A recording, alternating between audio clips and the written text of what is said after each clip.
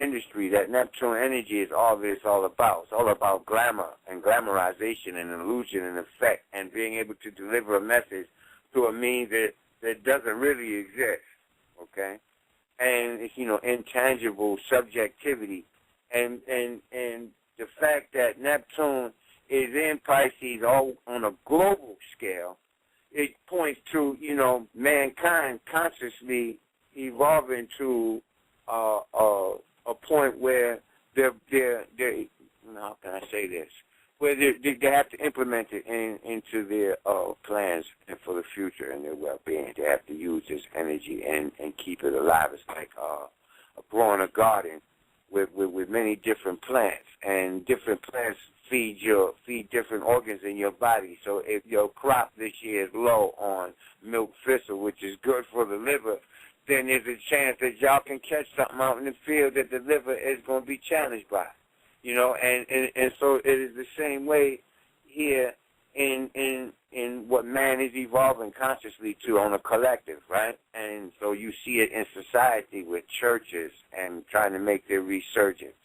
And everybody's driving home their subjective story, basically. Their ideal. Ends with an L, I-D-E-A-L. And so Hollywood is the best medium right now because who doesn't want to see the movie? Who doesn't go to see it? Now, when y'all said something about Scientology, and the themes of this movie actually go back to the very beginning, even though it's 1,000 years in the future.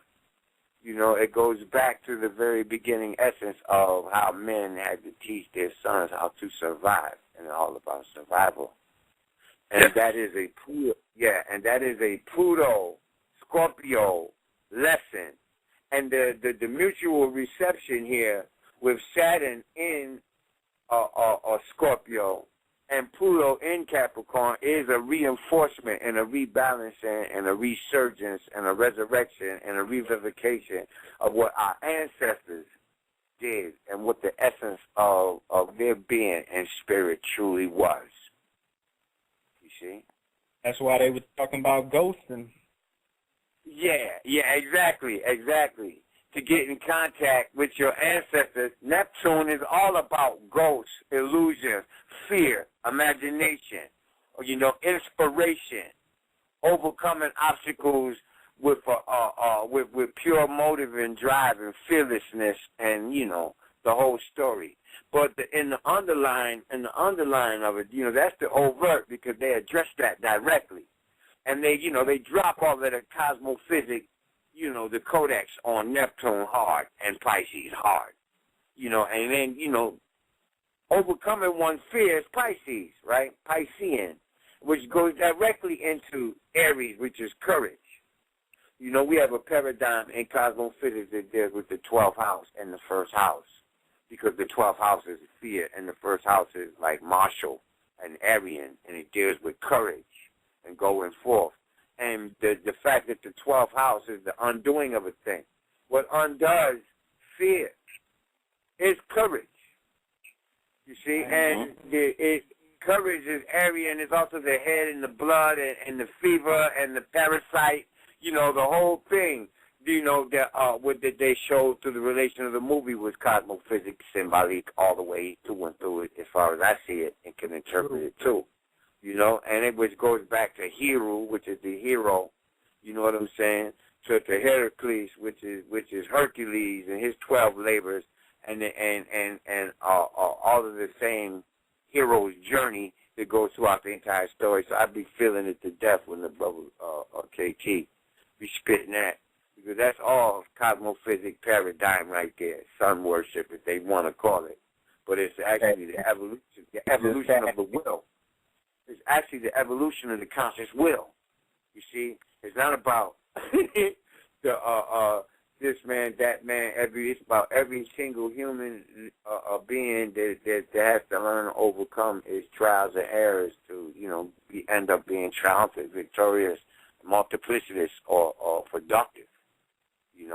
So so this drives me back again to the Pluto Saturn mutual reception going on in Capricorn and Scorpio, because this has been going on like since last October.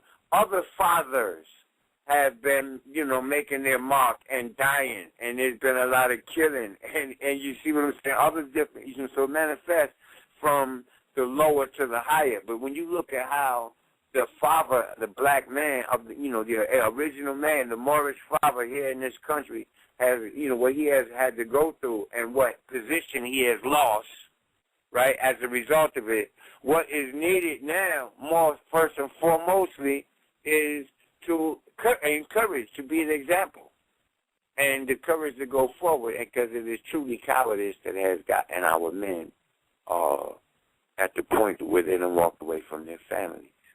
You see, it's one thing to have melanin; it's another thing to use melanin.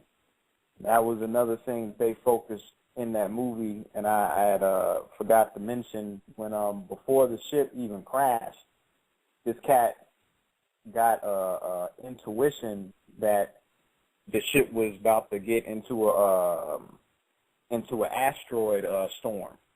And how he did this was he got up and he put his hands to the wall, and on the wall was all this blackness. It was just black, but it was black on top of these shapes, and the shapes were hexagons. Everybody knows melanin is carbon-based, and anytime you see a bunch of hexagons linked together in movies, they're alluding to carbon. So he put his hands on the melanin, and he was able to know that the gravitons were increasing. And if you study anything about space and gravitons are the small particles that are the smallest components of gravity. They're synonymous with melanin because they say they help to compose that dark matter that they're still trying to figure out. But he's putting his hand on this melanin, and through that he caught the vibration and went to the captain's chair, the chair where the captain was at, and let them know, yo, I think we're going to be in an asteroid storm. And they was like, oh, that's a 1 in a million chance. But he was right on it. Another way they was alluding to it was because he was dreaming about his daughter who had died, and his daughter was like, yo, did we really kill the whales? And that was alluding to the fish again. Remember, they was talking about the whales. They showed the whales at the end. All the ships had fish. They look like sea creatures, and I was attributed to the nomos, but it's definitely Piscean in nature. But when he got done with that daydream thinking about his daughter, he ended up saying, oh, that's before they discovered carbon fuel cells. Now, what is a carbon fuel cell? A melanocyte. Melanocytes produce melanin, a carbon fuel cell. I think that's crazy. You inspired me to think about something when you were talking earlier, and I had forgot it, but now I remember it. And not that you go away from the point you was just making, but to bring back this, to make a statement on what you said about the hexagon. Go for it. So ancient Egypt, we used the bee. The bee was a symbol of royalty. It was like the national mascot for Kemet, for Ta-Meri and Ta-Nehisi. Right. And the hexagonal, pattern right there, and that there's no bee on earth that doesn't use that. Oh yeah, the honeycomb. You're right. Exactly. So I'm looking, I'm just making a tie into that connection right there, and how the because that's the upper. Do you peep the footprints in the sand scene that they dropped when he said, I'm gonna be with you the whole time. It's like I'm right there with you. That's right. And he lost connection with the father, right? Yeah. And had to confront life on his terms without the assistance, to show him that this work is real. And when he thought he was about to die, when everything was at his darkness, the mother appeared still and protected him. No, peep how his sister had to wake him up. Yeah. He had to snap out when he was on the raft in the dream state. In the dream state. That's Nebhet right there. She was playing Nebhet. It's another instrument of inspiration. But she had to let him know that that dream world he was in, he had to snap out of it if he was going to make it. Come out of that bubble, out of that box. Yeah, exactly. To come out that bubble. You know, so that falls right into the theme of what's going on in the current sky right now. And what would, because Neptune is such a slow-moving planet, it was the major theme in the planet of least degree when they started to make this movie.